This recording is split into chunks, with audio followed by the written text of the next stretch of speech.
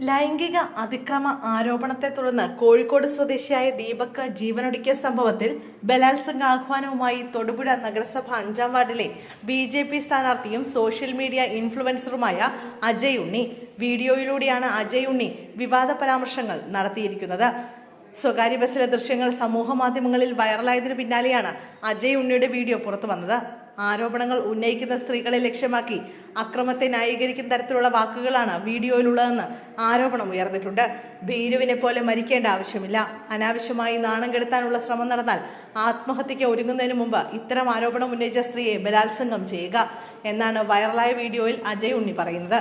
പരാമർശങ്ങൾ വ്യാപകമായി പ്രതിഷേധത്തിനിടയാക്കിയിരിക്കുകയാണ്. ആത്മഹത്യ ചെയ്യുന്നതിന് പകരം അതിക്രമം നടത്തണമെന്ന തരത്തിലുള്ള ആഹ്വാനമാണ് അജയ് ഉണ്ണി നടത്തിയെന്നാരോപിച്ച് സാമൂഹിക രംഗത്ത് കടുത്ത വിമർശനമാണ് ഉയരുന്നത്. ഇത്തരം പരാമർശങ്ങൾ സമൂഹത്തിന് തെറ്റായ സന്ദേശമാണ് നൽകുന്നതെന്ന് വിവിധ കോണുകളിൽ നിന്ന് പ്രതികരണങ്ങളുണ്ടായി.